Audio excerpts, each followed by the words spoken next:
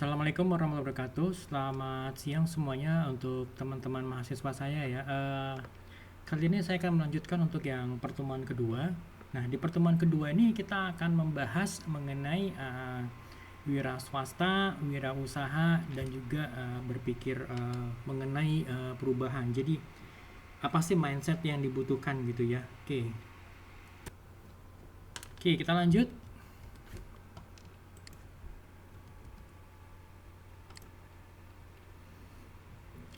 Oke, kompetensi dasar dari mata kuliah kewirausahaan itu jadi ada dua hal yang perlu diperhatikan. Jadi kenapa sih kita mengadakan mata kuliah kewirausahaan di kampus?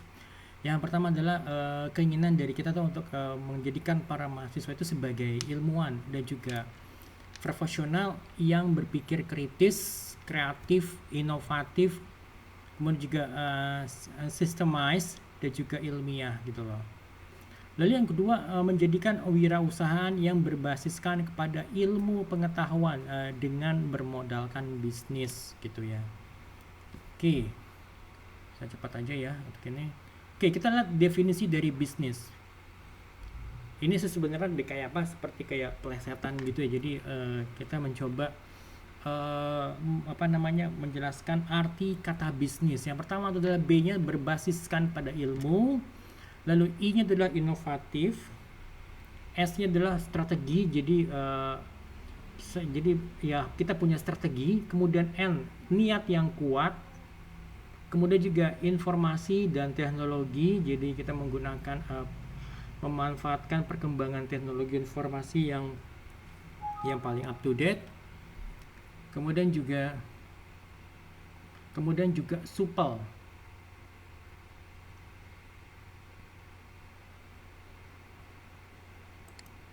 Oke.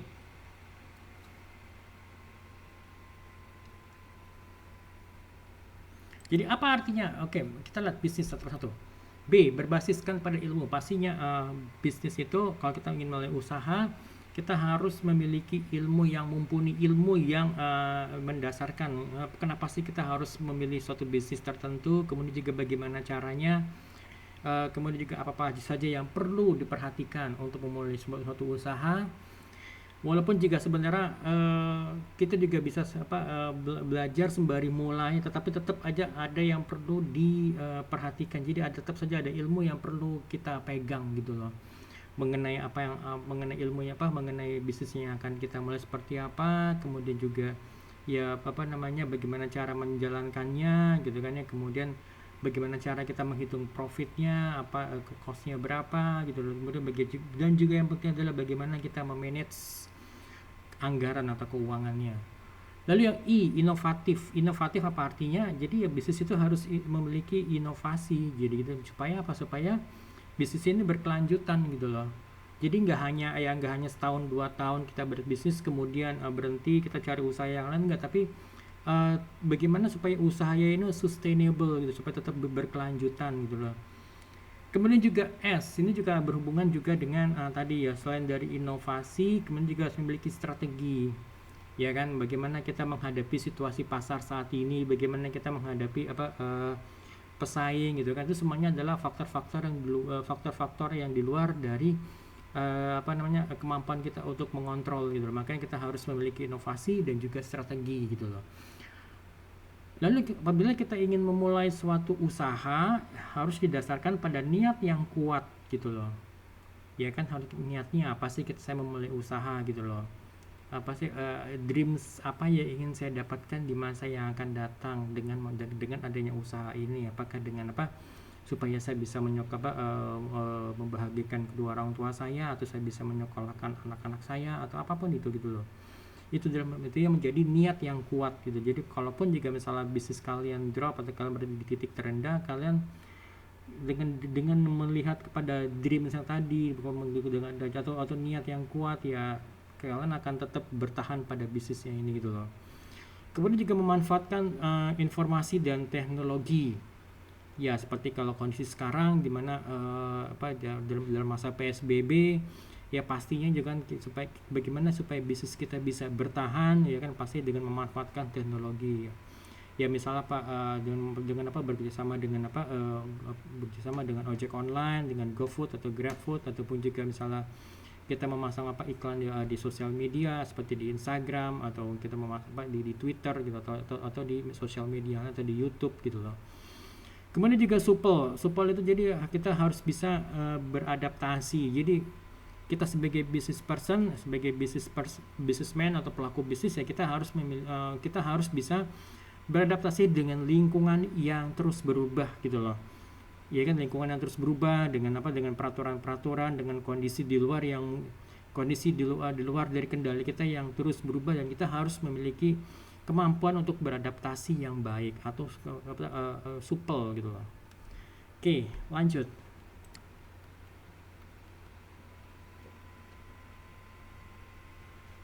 Pada hampir setiap kesempatan, mahasiswa tuh sering ditanya gitu, apa sih tujuan kalian lulus, tujuan kalian setelah lulus dari kampus gitu loh. Jadi ada tiga jawaban: mencari pekerjaan atau menjadi pegawai, atau yang kedua menjadi wirausaha, jadi punya usaha gitu kan ya, atau menjadi karyawan sembari wirausaha gitu kan. Ada tiga, atau mungkin yang lain adalah misalnya menjadi memulai usaha sembari misalnya melanjutkan kuliah, ya who knows, siapa yang tahu gitu kan. Tapi biasanya dari tiga jawaban ini, yang jawaban yang nomor satu ini yang dominan gitu loh, mencari pekerjaan atau ya menjadi pegawai gitu loh, alias menjadi orang gajian. Mungkin tidak banyak yang memulai menjadi seorang wirausaha, walaupun sebenarnya adalah pilihan teman-teman semua gitu. Saya tidak pernah bisa memaksakan, karena dulu pun juga pada saat saya lulus S1, lulus S2, ya jawabannya ya pasti nomor satu gitu loh, mencari pekerjaan atau menjadi pegawai gitu kan. Kemudian mungkin baru sekarang mulai mikir-mikir, mulai coba merintis gitu, menjadi wirausaha, atau mungkin di kuadrannya apa, Robert T. Kiyosaki itu saya ada di kuadran kiri, jadi walaupun sekarang jadi E, kemudian berusaha menjadi S gitu loh. Oke, nanti itu mengenai kuadran, cash flow kuadran akan saya jelaskan lebih lanjut nanti ya di slide berikutnya. Oke, next, dari hasil penelitian, jadi para mahasiswa ini sulit untuk mau dan memulai wirausaha. Cuma mungkin tidak semuanya gitu ya. Alasannya apa? Karena mereka tidak diajar ataupun tidak dirangsang untuk memulai usaha sendiri gitu loh. Kalau yang kedua, masyarakat atau lingkungan budaya kita itu yang walaupun di keluarga yang dari dulu selalu menginginkan untuk anak-anak itu menjadi ya orang gajian atau menjadi pegawai gitu loh. Ini terkait ya dengan apa ya, masyarakat apa, bisa dibilang masyarakat feodal, itu peninggalan dari zaman penjajahan dulu. Ya kalau kita melihat misalnya apa, para ambtenar atau pegawai negeri Belanda itu kan terlihat, pegawai negerinya orang-orang Belanda itu kan terlihat keren, terlihat keren, terus terlihat apa lagi, ya parlente itu ya, kayaknya hidupnya enak gitu loh, sehingga akhirnya tertanam dalam lingkungan budaya kita ya kalau setelah lulus sekolah, lulus kuliah, ya kerja gitu loh. Apalagi misalnya mungkin kerja sebagai ASN, aparatur sipil negara, atau pegawai negeri sipil gitu ya, ya kan. Lalu yang ketiga itu, para orang tua tuh kebanyakan tidak memiliki pengalaman dan juga pengetahuan untuk memulai usaha gitu loh. Ya kalaupun misalkan gini, orang tuanya petani gitu ya, misalnya di desa, ya dia jungkir balik, jadi kan bercocok tanam gitu ya, supaya dari hasil cocok tanamnya itu, dari hasil panennya itu, dia bisa menyekolahkan anak-anaknya sampai ke jenjang yang paling tinggi, dan akhirnya setelah ya lulus kuliah, anak-anaknya bisa mencari pekerjaan yang ya bisa dibilang enak lah gitu loh. Ya berarti kembali lagi kepada yang poin 2 ini, bahwa ya lingkungan itu ya mendidik anak-anaknya supaya menjadi orang gajian atau menjadi pegawai gitu loh.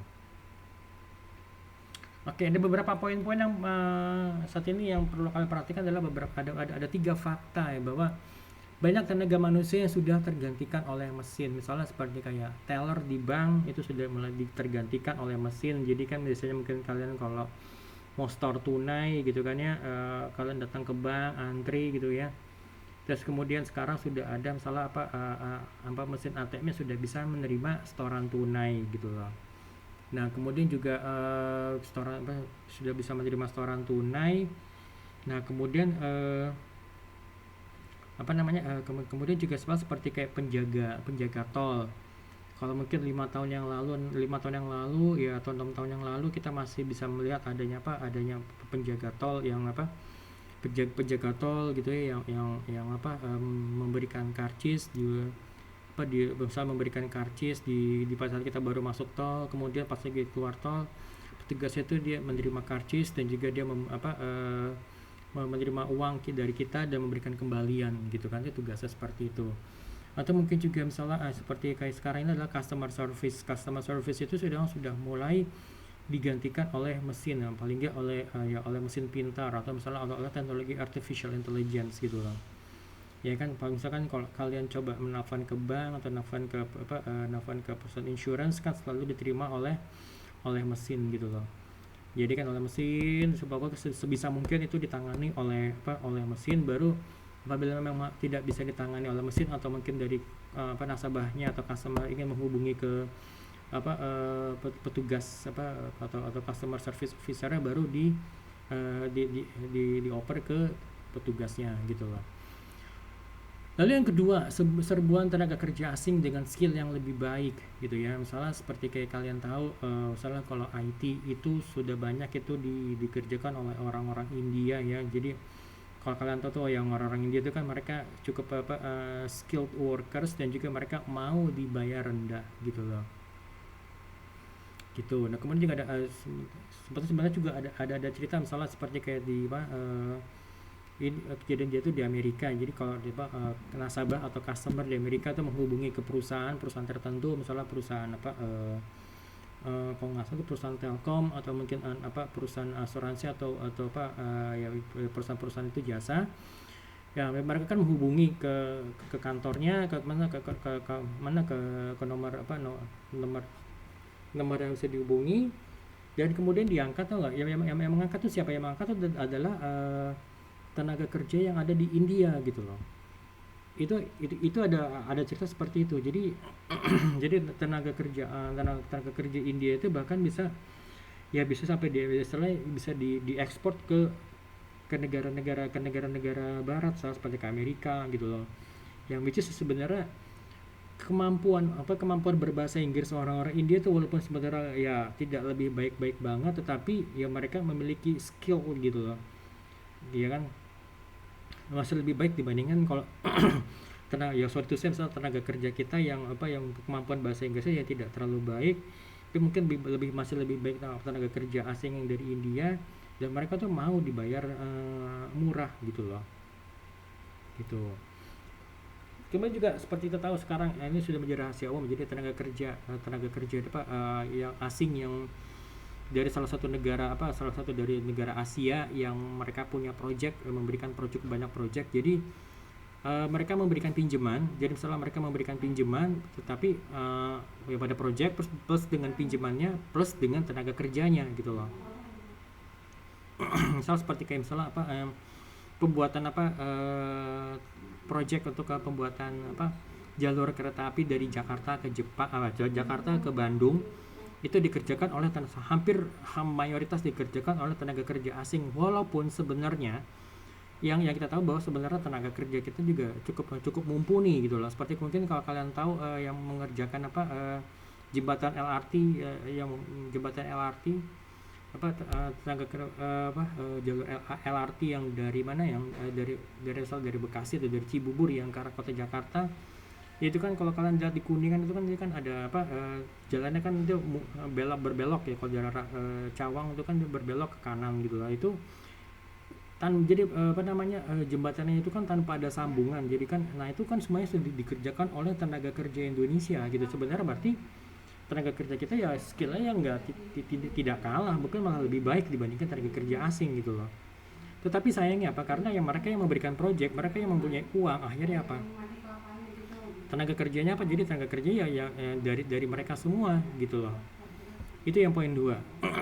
Nah, lalu yang ketiga, jumlah pekerjaan yang tersedia itu nggak sebanding dengan jumlah lulusan perguruan tinggi gitu, baik lulusan sekolah, lulusan perguruan tinggi gitu, ataupun juga misalnya pertumbuhan penduduk gitu loh. Nah, jadi itu yang perlu diperhatikan gitu loh. Jadi bahwa katakan misalnya kalau kalian pernah mungkin pernah mengirim lamaran atau mungkin ngirim surat lamaran ke misalnya untuk posisi tertentu, misalnya customer service officer misalnya yang dibutuhkan cuma 2 atau 3 orang gitu ya.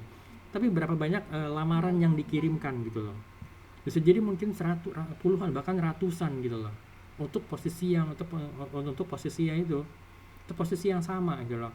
Ya dibutuhkannya misalnya hanya paling banyak cuma 2 orang, tapi mungkin lamaran yang masuk itu katakanlah ada 100, berarti kan ya 2 berbanding 100 gitu loh. Ya kan berarti satu orang ini dia harus berkompetisi dengan 50 calon pegawai lainnya gitu loh. Gitu. Oke, itu.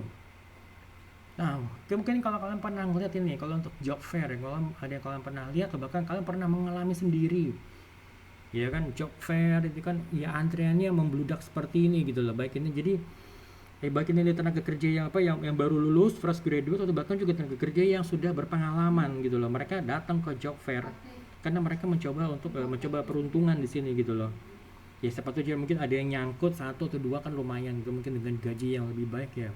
Semua mempunyai pemikiran yang sama gitu. Apalagi mungkin mereka yang sudah berpengalaman, loh saya sudah pengalaman, saya berarti boleh dong masalah bargain untuk gaji, misalnya untuk posisi tertentu gitu loh. Gitu. Next. Solusinya apa kira-kira berarti kalau gitu? Solusinya adalah sini lembaga pendidikan tinggi itu diharapkan mampu menciptakan jiwa entrepreneur sehingga mereka mampu mandiri dan menciptakan lapangan pekerjaan. Jadi lulusannya mampu menjadi pencipta lapangan pekerjaan untuk para pencari kerja yang lain. Jadi bukan hanya sekedar job seeker atau pencari kerja gitu loh. Lalu yang kedua ada pendidikan kewirausahaan atau entrepreneurship itu di perguruan tinggi di Indonesia itu perlu ditingkatkan gitu loh. Jadi nggak hanya sekedar teori, tetapi juga sampai kepada misalnya praktek bahkan juga pendampingan gitu loh, ya kan. Jadi bagaimana untuk mengakses permodalan, kemudian juga bagaimana mereka bisa mengakses pasar, atau bahkan bisa menciptakan pasar sendiri, atau mungkin juga sampai kepada pendampingan gitu loh. Gitu.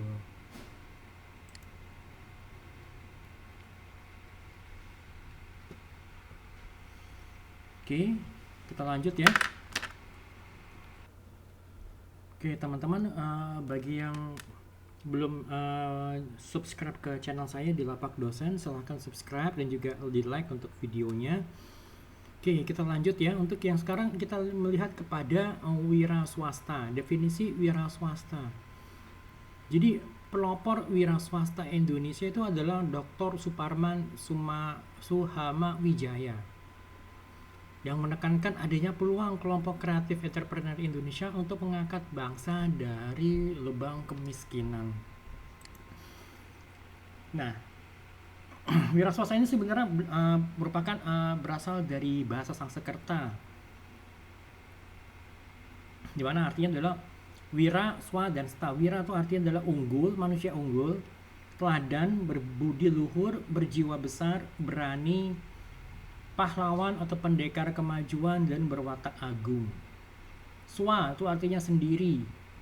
Sta artinya berdiri. Jadi berdiri di atas kaki sendiri gitu ya. Kemudian juga bagaimana dia adalah pejuang atau manusia unggul, pendekar yang mampu berdiri di atas kakinya sendiri. Nah, sedangkan kalau saudagar, sau itu adalah 1000, dagar itu artinya akal. Jadi saudagar itu adalah artinya orang yang memiliki banyak akal atau 1000 akal gitu loh. Ini tadi terkait dengan tadi yang definisi bisnis tadi itu ya, yang di atas. Oke. Istilah wirausaha. Wirausaha itu berasal dari kata entrepreneur yaitu bahasa yang merupakan bahasa Perancis yang kemudian diterjemahkan ke dalam bahasa Inggris dengan arti bahwa between taker atau go between, jadi sebagai perantara. Jadi secara harfiah wira itu artinya berani, sedangkan usaha itu adalah daya upaya. Nah, kemudian untuk definisi kewirausahaan itu adalah hal-hal yang berhubungan dengan keberanian seseorang dalam menjalankan kegiatan bisnisnya. Nah, kemudian entrepreneur adalah suatu kemampuan untuk mengelola sesuatu yang ada pada diri kita untuk dimanfaatkan dan ditingkatkan agar lebih optimal, sehingga dapat meningkatkan taraf hidup kita gitu. Itu adalah definisi dari entrepreneur. Nah, sekarang kita lihat wirausaha menurut para ahli.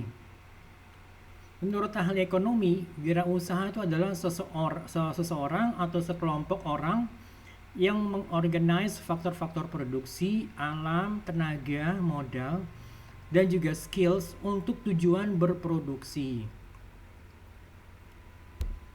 Nah, kalau menurut ahli psikologi, wirausaha itu adalah seseorang yang memiliki dorongan kekuatan dari dalam untuk memperoleh tujuan, suka mengadakan eksperimen atau menampilkan kebebasan dirinya di luar kekuasaan orang lain. Nah, kalau menurut para ahli bisnismen, wirausaha merupakan ancaman pesaing baru, bisa juga mungkin partner, pemasok, konsumen, atau orang yang bisa diajak kerjasama. Nah, kalau menurut ahli pemodal, jadi wirausaha itu adalah seseorang yang menciptakan kesejahteraan, tetapi orang lain yang menemukan cara yang baru untuk menggunakan sumber daya, mengurangi pemborosan, dan menciptakan lapangan pekerjaan, gitu loh. Nah, ini kalau menurut Insinyur Ciputra almarhum, ada 3 jenis wirausaha. Jadi ada 3 klasifikasi pengusaha atau entrepreneur. Yang pertama, itu adalah necessity entrepreneur. Jadi seseorang yang memiliki usaha atau seseorang yang menjadi seorang pengusaha karena keterpaksaan dan juga desakan kebutuhan hidupnya dia gitu loh. Lalu yang kedua, ini untuk yang nomor 1 ini akan saya jelaskan lebih detail nanti ya. Lalu yang kedua, replikatif entrepreneur. Jadi seseorang yang cenderung meniru-niru bisnis yang sedang ngetrend sehingga rawan terhadap persaingan dan juga kejatuhan. Jadi contohnya misalnya kayak paling gampang sekarang ini kan lagi tren itu kan misalnya seblak gitu ya. Seblak itu kan banyak orang yang ngikutin gitu, banyak orang yang juga ngikutin orang yang membuat produk yang sama gitu kan. Jadi misalnya kan katakan misalnya di dekat kompleks rumah kalian mungkin banyak orang yang ngejual seblak ya, di sini seblak, sana seblak gitu loh. Jadi akhirnya karena udah cukup banyak, apa yang terjadi? Ya jadi akhirnya misalnya mereka jadi banting-bantingan harga kan, banting-bantingan harga, sini harga lebih murah, sini harganya sama tapi porsinya lebih banyak gitu loh. Yang sana misalnya harganya sama, tapi dia bisa misalnya ngasih produk yang lain, misalnya seblak misalnya dengan gratis es teh manis, teh tawar, sehingga jadinya akhirnya jadi kan keuntungannya, profitnya tergerus, jadi akhirnya lama-lama usahanya jadi drop, tutup kan, bangkrut gitu loh.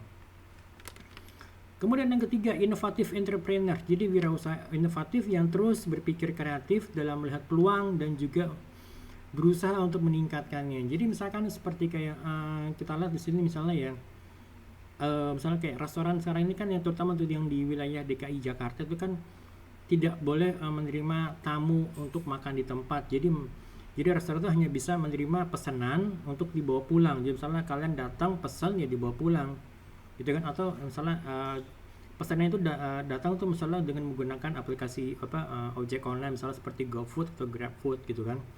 Itu masih bisa terima. Atau misalnya dia menerima pesan antar, misalnya kalian menghubungi ke nomor telepon atau kalian menghubungi ke nomor WhatsApp dari restorannya, minta tolong dianterin. Nah itu sebetulnya juga masih bisa gitu. Nah di sini pengusaha, kalau misalnya kalian sebagai seorang pengusaha restoran, kalian harus bisa jeli melihat gitu loh, ya kan.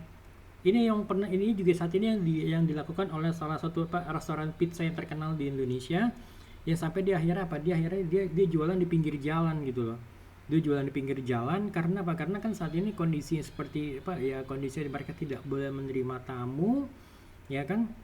Sedangkan kan mereka ya tetap harus bisa beroperasi gitu. Jadi akhirnya apa ya, mereka misalnya menjemput bola gitu, mereka datang ke customer, mereka mendekati ke customer gitu loh, mereka jualan di pinggir jalan gitu loh, gitu. Nah itu yang saat ini yang sedang dilakukan oleh salah satu restoran pizza ini. Padahal sebenarnya restoran ini merupakan restoran internasional gitu loh, tapi mereka tuh melakukan mereka tuh salah tuh, mereka ngasong gitu loh.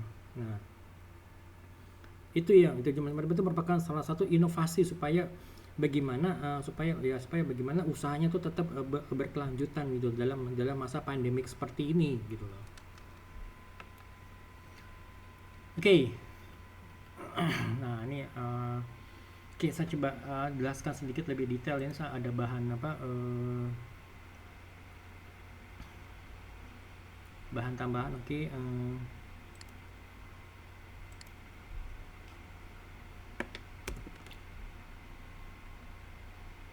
Oke, saya coba menjelaskan ini materi tambahan. Ini terkait dengan UMKM, usaha mikro kecil menengah, dan juga entrepreneurship gitu loh. Nah ini kalau menurut Hermawan Kertajaya dalam bukunya itu judulnya itu adalah Citizen 4.0. Di situ Hermawan Kertajaya itu menjelaskan bahwa masalah klasik UKM itu sangat erat hubungannya dengan entrepreneurship gitu loh. Kita lihat apa sih masalah ini. Dia menjelaskan ada 3 poin ya. Yang pertama, jadi banyak orang yang terpaksa memulai usaha kecil menengah atau bahkan perusahaan mikro bukan karena melihat opportunity atau kesempatan, tetapi justru karena necessity. Jadi seperti yang tadi yang jadi beberapa klasifikasi pengusaha. Jadi dia memulai usaha karena dia terdorong oleh kebutuhan hidup atau keterpaksaan gitu loh. Nah bukan karena dia melihat opportunity yang ada di luar gitu loh. Sebagai contoh misalnya karena apa? Karena pendidikannya terbatas. Jadi kan pendidikannya terbatas, mereka mengadu nasib di Jakarta. Ya akhirnya apa ya, jadi akhirnya misalnya mereka berdagang kecil-kecilan, mereka hanya punya kemampuan keahlian misalnya untuk menjahit baju gitu kan. Jadi akhirnya mereka buka usaha jahit baju, walaupun sebenarnya mereka membuka usaha menjahit baju itu bukan karena mereka melihat opportunity, tapi mereka terpaksa karena keterpaksaan, karena hanya itu satu-satunya kemampuan yang mereka miliki gitu loh, ya kan. Ya atau misalnya berdagang kecil-kecilan ya, misalnya karena hanya karena modalnya sedikit, modalnya terbatas seadanya, ya dia misalnya berdagang kecil-kecilan, misalnya kayak Starling, tau kan, Starbucks keliling gitu kan. Dia keliling, misalnya keliling di tempat-tempat keramaian. Dia membawa kopi saset gitu ya, atau mungkin minuman dalam bentuk saset, dan juga air panas atau air dingin gitu loh. Ya paling gampang misalnya kayak pedagang kaki lima gitu kan, ya karena nggak punya tempat, akhirnya ya mereka berdagang di trotoar. Ini yang menjadi masalah saat ini kan, terutama di daerah Jakarta kan. Jadi ya harus kucing-kucingan dengan Satpol PP gitu kan. Karena apa ya? Karena ya operasional mereka tuh jadi membuat masalah, misalnya karena karena mengotori lingkungan ya, atau mungkin mereka memakan badan trotoar, sehingga akhirnya ya kunci-kuncingan gitu loh. Atau mungkin juga secara operasional ya mereka sering bermasalah karena mereka misalnya mematok harga yang terlalu tinggi karena nggak paham mengenai struktur harga gitu loh, atau bagaimana membuat harga yang wajar. Sebenarnya harganya ya tidak terlalu mahal tapi juga tidak terlalu murah ya, dan yang bisa diterima oleh pasaran, dan juga harganya bersaing gitu loh. Ya karena kan misalnya kalau usaha-usaha gini kan mungkin ya ada juga beberapa usaha-usaha lain yang di bidang yang kurang lebih sama, dan juga mungkin juga sudah lama berada di situ, yang ya kan mereka juga harus bisa melihat kira-kira berapa sih harga di pasarannya gitu loh. Ya dengan kondisi seperti itu, jadi akhirnya banyak dari mereka yang akhirnya mereka kembali ke desa karena menyadari bahwa ya menjadi pedagang mikro di perkotaan ternyata tuh nggak gampang gitu loh. Jadi akhirnya apa ya, orang seperti ini bukan entrepreneur sebenarnya, karena mereka pas saat mereka terkena apa, mereka kepentok masalah gitu, mereka apa ya, menurut mereka usahanya kok nggak maju-maju, kok usahanya kok misalnya nggak ada yang beli ya, akhirnya mereka mengalami kerugian dan akhirnya mereka kembali ke kampung gitu loh. Itu. Lalu yang kedua, ya di antara mereka yang gagal ya ada juga mereka yang berhasil gitu ya. Ya mereka sudah berhasil mengembangkan usaha yang namunnya dalam perjalanan bisnis mereka ya mereka menemui adanya hambatan. Sudah banyak di antara mereka yang tidak dapat memisahkan antara uang bisnis dengan uang pribadi. Jadi uang dari hasil usaha itu kan harus dipisahkan. Jadi mana yang mana uang bisnis, mana uang pribadi gitu loh. Banyak akhirnya mereka yang ngambil uang hasil usaha dan akhirnya ya benar-benar kacau. Jadi tidak terkontrol ya, seharusnya ada uang bisnis, uang usaha, tetapi ya tercampur, terpakai untuk keperluan pribadi gitu loh. Itu masalahnya. Yang kemudian ada juga masalah yang lain adalah kalau misalnya ada saudara-saudara yang dari kampung yang ikut ke kota dan akhirnya membantu usaha si pengusaha ini. Nah seringkali ya mereka ya jadi akhirnya apa, menemukan ya kesulitan untuk ya bisa mensterilkan urusan bisnis dengan urusan keluarga, jadi kecampur gitu. Waduh, ada rasa kayak misalnya ewu pakai ewu atau bahasa Jawa, atau mungkin rasa nggak enak. Waduh ini nggak enak nih, misalnya anaknya si paman yang ikut sama saya yang mau saya suruh pulang ke kampungnya, ke desanya, ya nggak ada perasaan nggak enak. Tapi misalnya mungkin dia kerjanya gitu-gitu aja mungkin gitu loh, ya nggak punya inisiatif, segala sesuatunya harus serba disuruh-suruh gitu kan, nggak gitu juga kan. Padahal misalnya dia laki-laki gitu loh, padahal dia misalnya laki-laki badannya gede, cuma ya itu ya dia nggak punya apa namanya, nggak buka sebagai seorang yang self starter gitu loh, dia apa-apa ya harus didorong-dorong gitu loh. Ya akhirnya ya usaha ini nggak pernah menjadi benar-benar profesional dan sulit untuk berkembang ya lebih jauh lagi gitu loh ya, karena kepentok dengan ya pertama ya tadi apa ya, ya uang usaha dengan uang pribadi, dan juga tadi ada orang apa ya, saudara-saudaranya mungkin yang ikut sama dia gitu. Lalu yang ketiga anggap saja mereka itu dapat merekrut staff selain dari keluarga, sehingga hubungan bisnisnya dapat terjaga dengan baik. Ya kemudian usahanya terus berkembang. Misal kalau tadi dia punya satu cabang gitu ya, misalnya usaha bakso gitu ya. Jadi akhirnya sampai beberapa cabang dan mencapai usaha skala menengah. Mungkin ya, banyak diantaranya yang nggak tahu bagaimana mengelola manajemen staff dalam organisasi. Ya akhirnya apa? Akhirnya kinerja tidak optimal. Dan juga seringkali masalah kronis dalam usaha. Jadi apa? Karena mereka nggak ngerti bagaimana cara mengelola staff atau bagaimana memanage orang gitu loh, ya kan. Ya akhirnya ya karena tadi mungkin apa ya, tadi ada saudaranya, kemudian teman dari saudaranya ikut gitu kan. Ya padahal saudara mungkin kemampuannya biasa saja, atau mungkin mereka nggak punya keahlian yang dibutuhkan, tapi ya karena ada hubungan saudara ya akhirnya ya susah gitu kan. Misalnya mau dipulangin ke kampung ya ada perasaan nggak enak, tapi kalau dipertahankan gimana gitu loh. Itu yang terjadi gitu.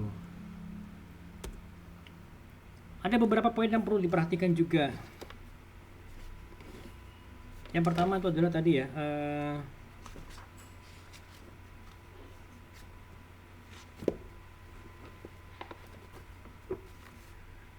yang pertama itu adalah semangat kewirausahaan.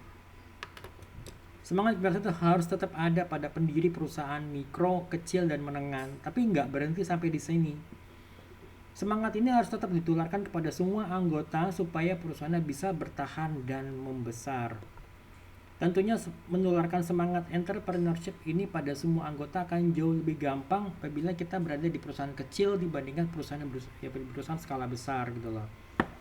Ya kan, kalau bagaimana saya bisa menularkan semangat entrepreneurship kepada 10 orang itu akan jauh lebih mudah dibandingkan kalau saya harus menularkan semangat entrepreneurship ke 3.000 orang gitu misalnya. Berarti kan harus butuh pihak ketiga, misalnya harus ada motivator, harus ada trainer yang bisa melakukan hal seperti itu. Tapi kalau buat saya sendiri ya, untuk memanage 10 orang untuk bisa menularkan semangat entrepreneurship yang dapat diri saya itu akan lebih mudah gitu loh, ya kan.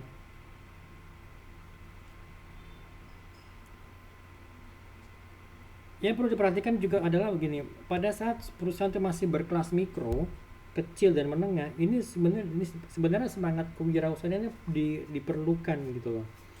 Jadi tanpa ada yang semangat kewirausahaan, perusahaan tuh nggak akan bisa bertahan alias mati, game over.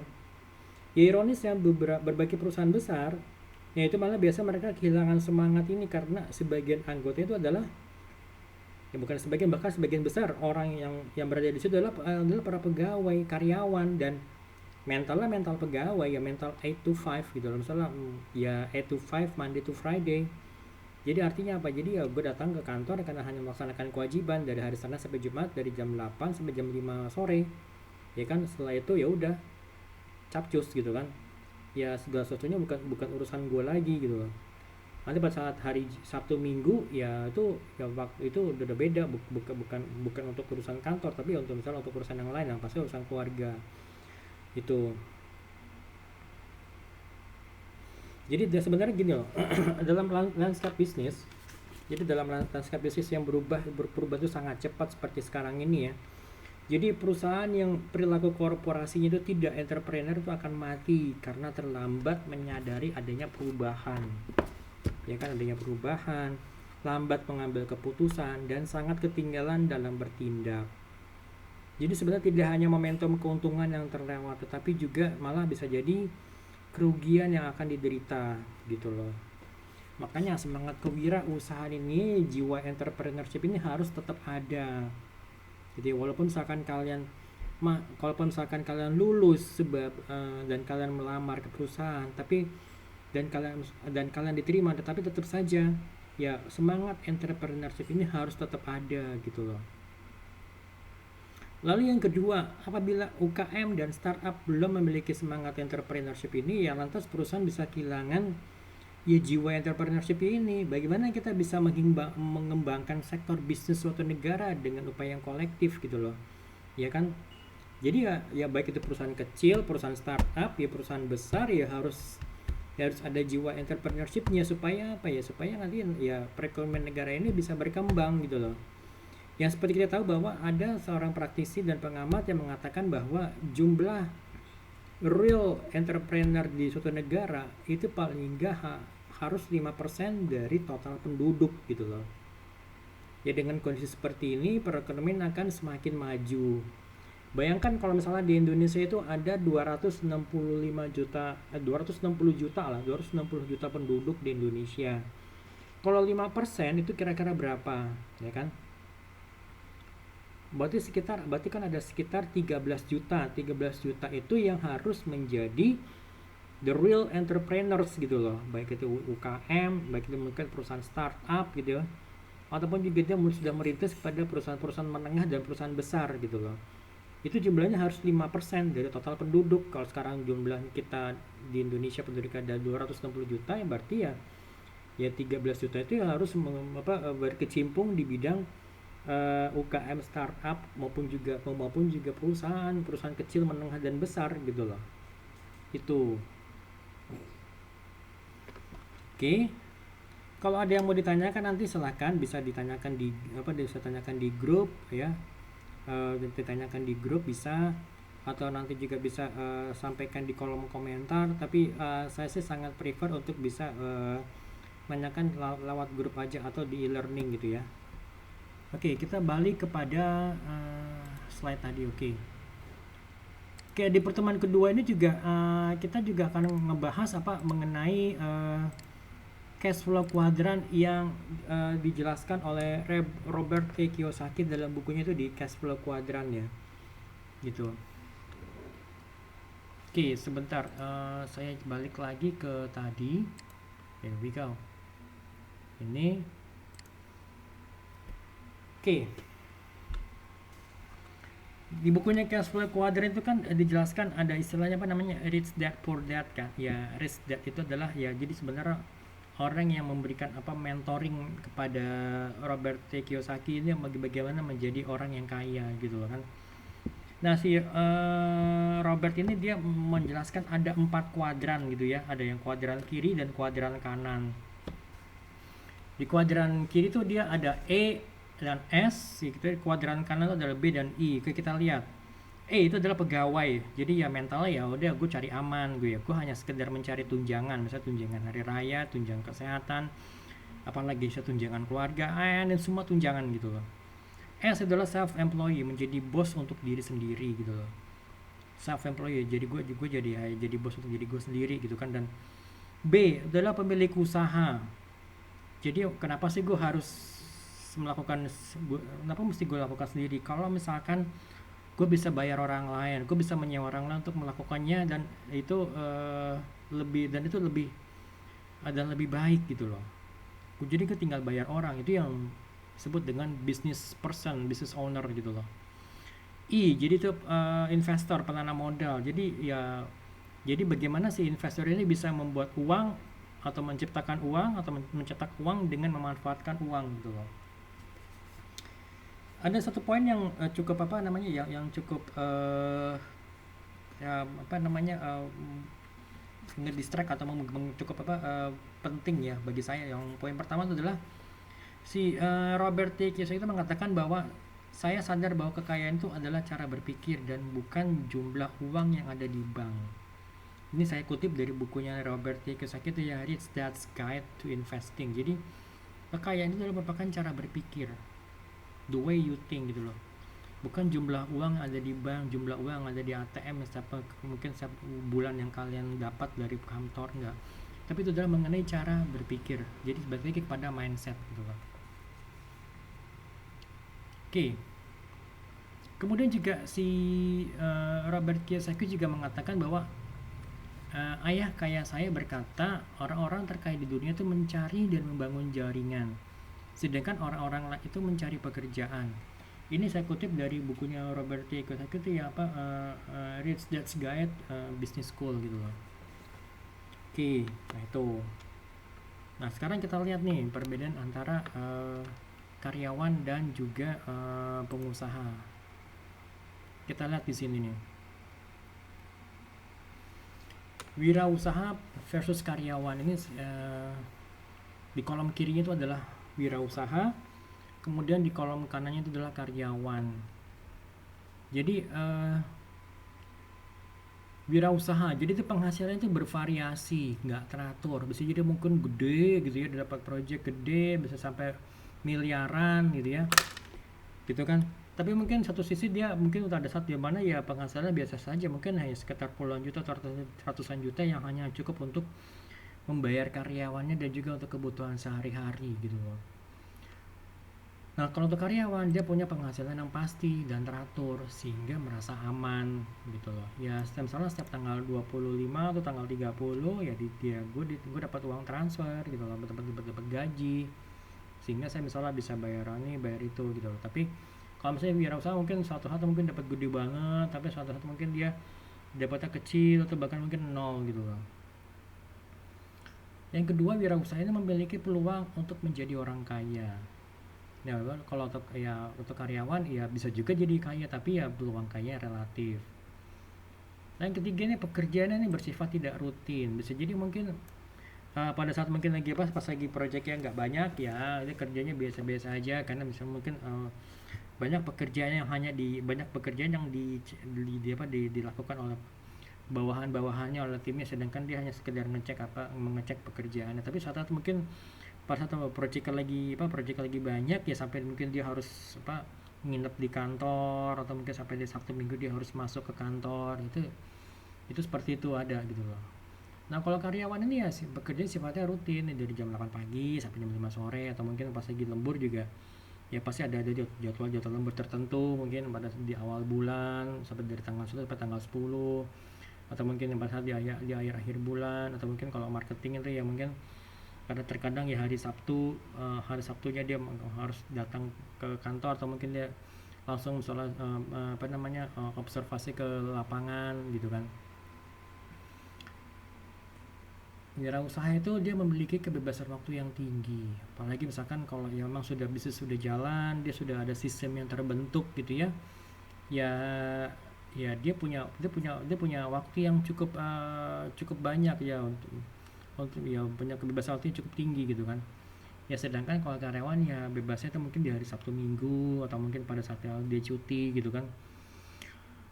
Wirausaha itu memiliki sifat ketidakpastian yang tinggi, ya kan? Apalagi misalkan kalau dia mananya project base, misalnya dia pada saat dia kalah project, berarti berarti dia nggak akan dapetin duit, ya kan? Apalagi mungkin dia sudah invest misalnya invest untuk apa entertainment, ya kan? Invest misalnya untuk waktu, ya kan? Invest ke sana ke sini, tapi sayangnya projectnya loss, ya udah berarti nggak dapet gitu kan. Sedangkan kalau karyawan itu ya pasti ada semuanya serba pasti kan, walaupun ya lo kalah project ya lo tetap digaji gitu kan ya, walaupun lo sudah misalnya invest untuk entertain, ketemu orangnya, ketemu pejabatnya, tapi karena lo nggak dapat projectnya, company lo nggak dapat project, lo tetap digaji, tetap lo dapat misalnya uang penggantian. Misalnya ya kita pernah traktir dia di restoran untuk entertain, yang tetap itu akan diganti gitu kan, gitu. Nah, kemudian sebagai seorang wirausaha tuh dituntut kreativitas dan inovasi setiap saat. Apa sih kreativitas lo? Apa sih inovasi dari lo supaya istilahnya ya supaya ya uangnya tetap masuk ke kita gitu, supaya konsumen tetap datang ke tempat kita, itu kan dibutuhkan suatu inovasi gitu loh. Dan sedangkan kalau karyawan ya walaupun lo punya kreativitas tinggi, punya inovasi yang terus menerus, tapi kan tetap ada batasnya gitu loh ya. Terkadang ya kan kita perlu ini menunggu approval dari atasan, ini menunggu approval dari pihak presdir atau BOD gitu kan, gitu. Kemudian juga ketergantungan, saya nggak tahu maksudnya ketergantungan rendah, ketergantungan tinggi apa, saya nggak jelas, mungkin kita skip aja. Di depan nomor 8, risikonya tinggi. Ya lo sebagai seorang wirausaha ya terkadang mempunyai risiko yang tinggi. Risikonya apa ya? Risikonya misalnya ya kalau tadi ya, kalau misalnya kita dibohongin mungkin sama klien, atau mungkin kita projectnya kalah, atau mungkin pembayarannya tersendat gitu kan. Apalagi misalnya seperti sekarang ini kita misalnya lagi ada project, tapi karena covid pandemik, jadi akhirnya pembayarannya tersendat gitu kan, gitu. Yang poin 9, terbuka peluang untuk menjadi seorang bos. Yes, untuk menjadi seorang wirausaha berarti ya lo menjadi bos untuk usaha lo sendiri gitu loh. Ya kan, lo menjadi bos untuk diri lo sendiri dan juga mungkin untuk karyawan lo. Jadi kita yang ngatur kamu masuk kapan, masuknya kapan, dan kita juga yang ngatur penghasilannya buat dia gitu loh. Sedangkan kalau kita menjadi karyawan, untuk menjadi seorang bos itu ya relatif sulit. Ya karena apa? Misalnya ya karena ada jenjang karirnya. Misalnya posisi kita sekarang sudah menjadi misalnya manajer, atau posisi kita sekarang menjadi senior manager. Kalau salah untuk naik menjadi direktur tuh mungkin agak susah, karena apa ya? Direktur itu dia belum pensiun, atau mungkin pas lagi sama dia usia pensiun, tapi pas dia udah usia 55 atau 56 dia selesai pensiun, tetapi diperpanjang gitu loh. Jadi ya udah, berarti kan yang di bawah ini nggak bisa naik ke atas untuk menjadi penggantinya gitu loh. Atau mungkin misalnya gini, kita posisi di atasnya kosong, nih posisi direktur kosong, tetapi sayangnya dari pihak owner atau dari pihak shareholder, pihak pemegang saham menginginkan supaya pengganti ini dari orang eksternal gitu loh, dan tidak melakukan internal promotion gitu kan, sayang. Jadi akhirnya apa ya, udah berarti gue nggak bisa naik lagi, tetap mendem di tempat yang sama gitu loh. Oke, menjadi seorang wirausaha itu tanggung jawabnya besar. Yes, tanggung jawabnya besar karena apa? Karena karena dia harus bertanggung jawab pada kehidupannya dia dan keluarganya, juga kehidupan para karyawan dan keluarga dari karyawannya gitu loh. Gitu kan. Jadi misalkan dia harus mikirin, waduh ini kalau sampai dengan akhir bulan ini belum ada uang masuk, kalaupun misalnya ada uang masuk tapi tidak mencukupi, bagaimana nih saya harus bisa menggaji para karyawan gitu kan. Itu tanggung jawabnya besar. Sedangkan kalau karyawan tanggung jawabnya relatif, misalnya tanggung jawab terhadap job deskripsinya dia, dan juga tanggung jawab kepada keluarganya gitu kan, gitu.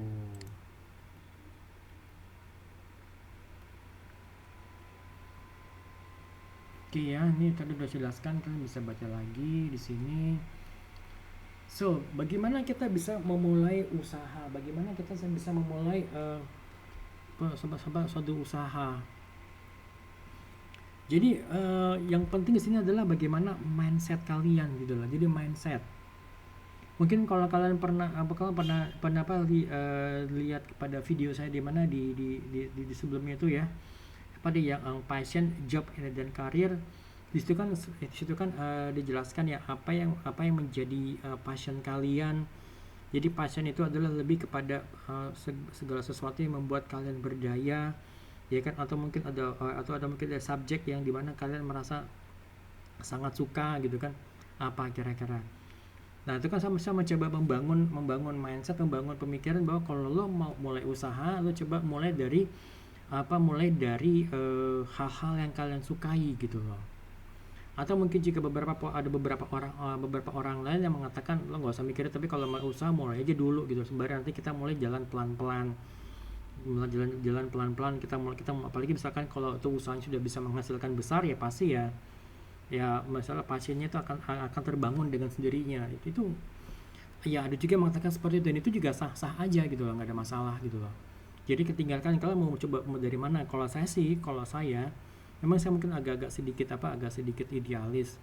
Gimana kalau misalkan kita mulai dari hal yang kita sukai. Misalkan gini, saya suka dengan kopi, saya pecinta kopi. Gimana kalau misalkan saya mulai bisnis kopi gitu loh, ya kan? Saya menjadi distributor kopi. Misalkan saya kenal dengan petani kopi yang dari Sumatera, yang menjadi keluarga teman saya gitu kan. Kemudian saya kirim ke Jakarta, kemudian saya jual gitu kan, saya jual biji kopinya atau kopi yang sudah dalam bentuk bubuk gitu loh. Bisa seperti itu gitu kan. Berarti kan saya hanya sebagai middleman gitu kan, sebagai middleman. Lo punya berapa ton misalnya lo punya berapa ton yang ada di Sumatera, oke, kirim ya ke sini gitu kan. Ada kebutuhan misalnya gitu. Nah, jadi seperti itu. Jadi mindset adalah posisi atau pandangan mental seseorang yang mempengaruhi pendekatan orang tersebut dalam menghadapi suatu fenomena atau suatu masalah tertentu. Pola pikir atau mindset adalah keseluruhan atau kesatuan dari keyakinan yang kita miliki, nilai-nilai yang dianut, kriteria, harapan, sikap, kebiasaan, dan juga keputusan. Mindset adalah pola pikir yang mencakup hal-hal sebagai berikut. Pertama, sumber pikiran dan memori. Yang kedua, pusat kesadaran. Pusat kesadaran menghasilkan ide, persepsi, atau perasaan. Yang ketiga, sikap mental dalam merespon sesuatu. Kepercayaan yang mempengaruhi cara pandang, perilaku, atau sikap gitu. Itu adalah merupakan definisi dari mindset. Jadi pola pikir gitu loh, gitu. Oke, ada beberapa jenis mindset. Yang pertama adalah fixed mindset. Jadi mindset itu ya udah fix gitu, udah nggak bisa dirubah-rubah lagi, ya gitu-gitu aja gitu. Jadi memiliki keyakinan bahwa inteligensi, bakat, sifat adalah sebagai fungsi hereditas, keturunan, heritage. Jadi maksudnya keturunan gitu. Ciri-cirinya adalah ya kalau ada tantangan ya gue menghindar gitu loh, ya. Terus kalau ada sesuatu hal ya dicoba, susah ya udah nyerah gitu, mudah menyerah. Menganggap usaha tidak ada gunanya, apapun yang gue lakukan ya pasti mungkin salah, udah nggak ada gunanya, tidak berguna, useless ya gitu kan. Ya orang lain memberikan kritik, mungkin saran ya, kritik membangun, ya dia cuek gitu loh.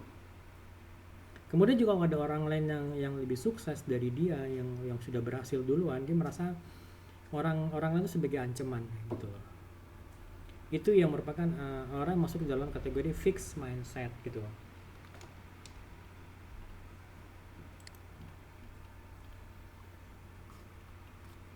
Lalu yang kedua, growth mindset. Mindset yang berkembang.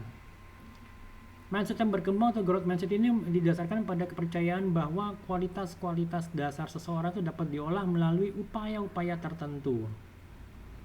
Lalu juga memiliki keyakinan bahwa inteligensi, bakat, sifat bukan merupakan fungsi hereditas atau keturunan. Jadi ya inteligensi itu bisa itu bisa bisa dibina. Ya kan, bakat juga itu bisa digali lebih dalam. Sifat juga itu bisa dirubah gitu loh. Ya kan? Terutama untuk sifat atau attitude itu itu sebenarnya bisa dibentuk walaupun sebenarnya ya company atau perusahaan itu membutuhkan orang-orang yang mempunyai attitude yang lebih baik gitu loh, ya kan. Kalau untuk intelijensia keahlian itu bisa dibangun, itu bisa dibina. Tetapi kalau attitude udah jelek, susah gitu kan, gitu loh. Oke, growth mindset itu ciri-cirinya adalah menerima adanya tantangan dan bersungguh-sungguh dalam menjalankannya gitu loh ya. Gitu kan, jadi terima tantangan, oke, kemudian yang membuat ada masalah dia menerima ada hambatan, dia tetap mencoba gitu loh, tetap berpandangan ke depan. Jadi maksud tetap berpandangan positif gitu, walaupun gagal ya udah, oke, kita coba lagi gitu loh. Jadi kita belajar dari kritik, oke, ada kritik yang membangun dia dengarkan, kalau ada omongan-omongan yang negatif ya dia nggak peduli gitu kan. Menemukan pelajaran dan mendapatkan inspirasi dari kesuksesan orang lain gitu. Jadi kalau misalkan orang-orang sukses yang lain, misalnya seperti kayak apa ya, Sandiaga Uno atau mungkin apa Hairul Tanjung, itu pasti juga kan mereka adalah orang-orang yang bisa bertahan, bisa menghadapi kegagalan dan mereka tetap mencoba gitu kan.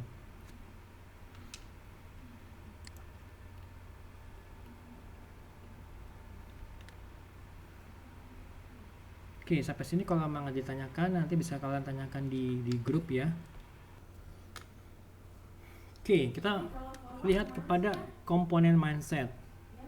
Komponen mindset itu ada beberapa, misalnya mengenai paradigma. Paradigma adalah cara yang digunakan oleh seseorang dalam memandang sesuatu. Paradigm.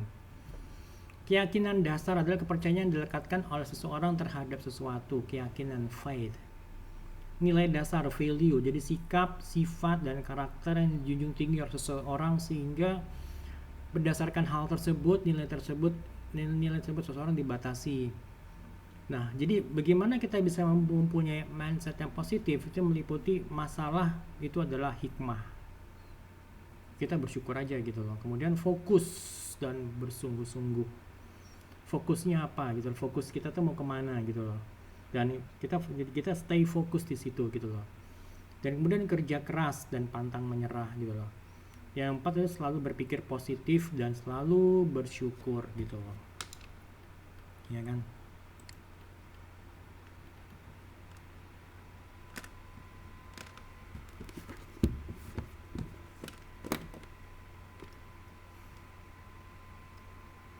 Oke, ada beberapa 9 kiat sukses untuk membangun pola pikir positif bahwa wirausaha itu adalah cita-cita dan pilihan terbaik gitu kan ya.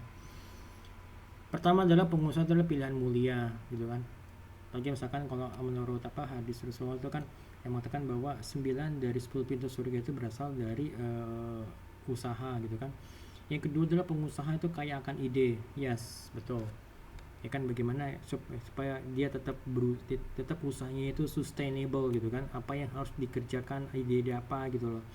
Kemudian juga inovasi apa saja yang harus dikerjakan gitu loh. Pengusaha itu mengatur waktu, bukan diatur oleh waktu. Jadi kita yang ngatur waktu diri kita. Gue mau ketemu ini, saya mau kesini, saya mau harus begini gitu loh. Yang keempat, pengusaha gajian setiap hari. Pengusaha itu adalah bos, ya kan. Pengusaha itu luas pergaulannya, networking. Tadi seperti yang dikatakan oleh Robert T. Kiyosaki bahwa ya orang-orang kaya itu membangun jaringan, ya kan. Kemudian yang ketujuh, pengusaha itu mandiri. Pengusaha itu adalah merupakan solusi kaya. Dan kesembilan, pengusaha itu mewariskan usahanya, berarti mewariskan usahanya kepada anaknya, kepada cucunya gitu loh. Gitu.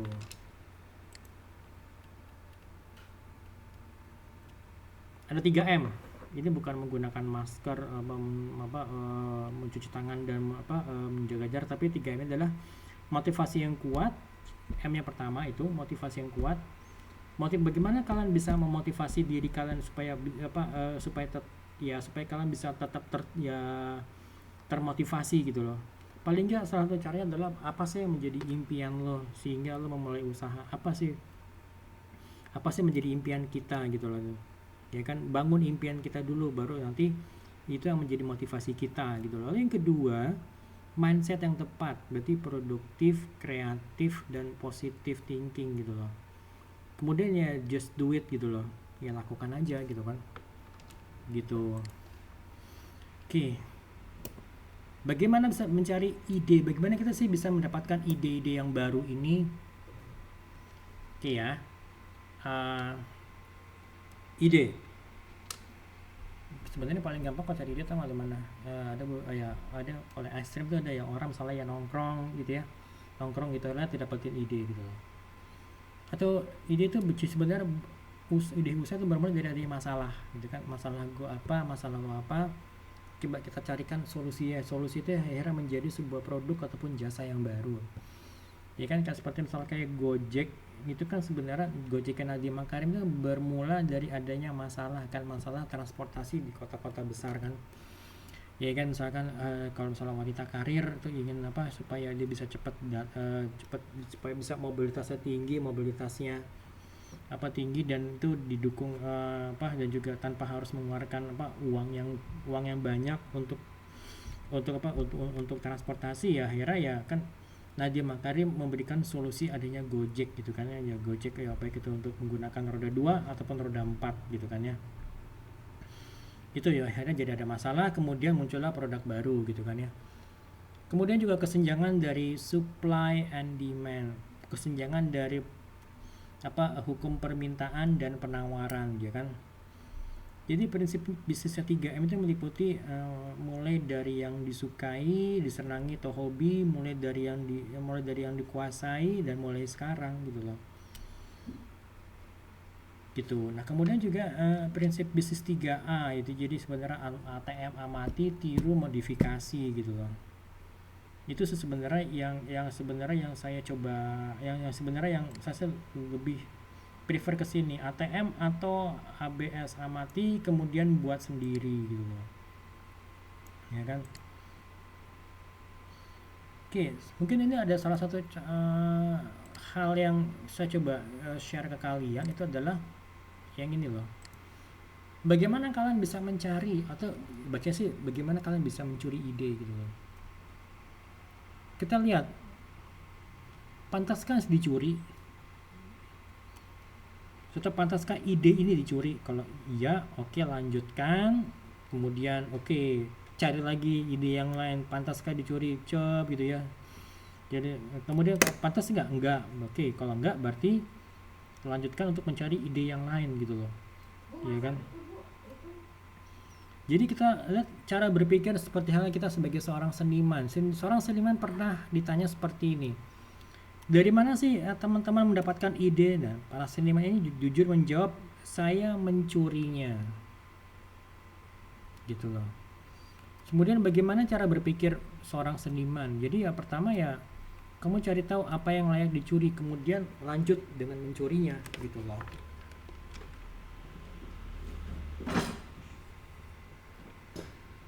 Oke.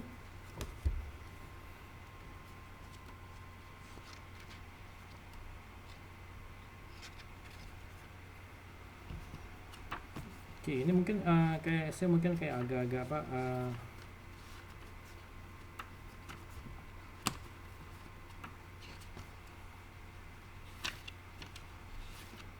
sebentar.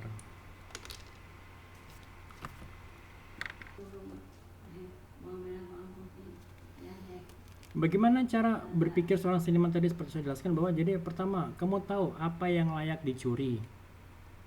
Kemudian lanjutkan, hanya itu. Ketika kamu berpikir seperti ini ya berarti ya kamu nggak perlu lagi cemas apa yang bagus dan apa yang jelek. Hanya ada yang layak dicuri atau tidak, gitu kan. Ya semuanya bisa diraih. Kalau tidak ada yang layak dicuri hari ini, mungkin kamu akan menemukannya besok, atau mungkin besoknya lagi, atau mungkin sebulan lagi, atau bahkan mungkin setahun lagi gitu loh.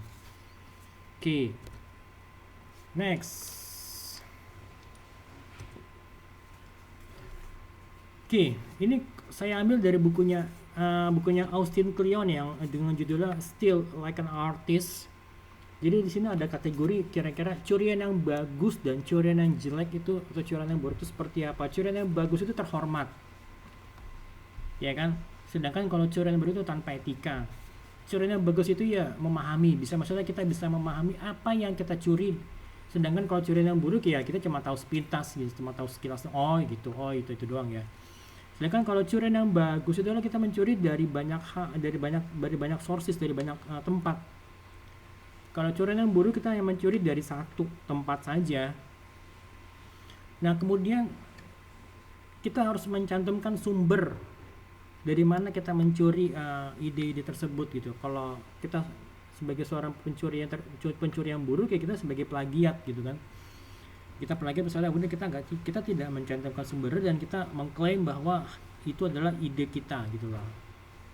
Kalau curian yang bagusnya kita ubah. Mungkin tadi seperti tadi ya ATM ya, amati, tiru, modifikasi gitu. Kita mengubah gitu loh. Kalau curian yang buruk ya kita cuma sekedar copy paste, kopas, cuma mencontek doang gitu loh. Ya kan, mencontek, udah that's it gitu loh. Nah, kalau curian yang bagus itu kita bisa memadukan dari beberapa sumber tadi, kemudian kita sajikan ide yang sesuai dengan kebutuhan kita gitu loh. Sedangkan kalau curian yang buruk ya kita cuma ngambil mentah-mentah aja udah. Ya tadi yang copy paste, kemudian plagiat ya kita anggap itu sebagai ide kita sendiri gitu loh. Gitu kan, itu sebagai curian yang buruk gitu loh. Makanya sini kenapa saya selalu mengatakan oke, ini saya ambil dari bukunya Austin Kleon, kemudian tadi saya juga ngambil dari bukunya Robert T. Kiyosaki dengan judul ini, kemudian juga ada lagi saya ambil misalnya tadi dari bukunya bukunya Hermawan Kertajaya ya judulnya Citizen 4.0. Itu saya selalu sebutkan karena saya mengutip alias mencuri, tetapi saya mencuri dari beberapa tempat ya kan, dan saya selalu mencantumkan sumbernya dan saya selalu mengubah, maksudnya tujuan adalah untuk bisa bagaimana saya menyajikan mata kuliah entrepreneur dari banyak sources, dari banyak tempat gitu loh. Gitu.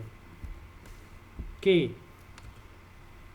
udah. Nah, kemudian di sini ada tugas.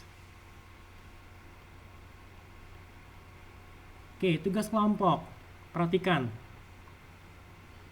Tugas kelompok ini setelah kalian sudah punya kelompok, kemudian juga idenya terbentuk, kalian coba kalian coba desain aja gitu, desain company profile-nya, katalog, X banner, kemudian juga brosurnya gitu loh. Oke. Nah, itu kalian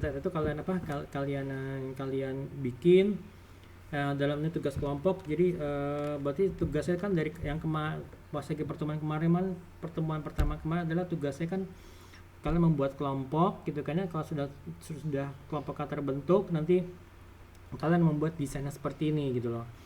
Nah, waktu pertemuan pertama minggu yang lalu kan juga saya minta untuk membuat tugas-tugas mandiri. Memang saya lihat ada beberapa yang mengumpulkan.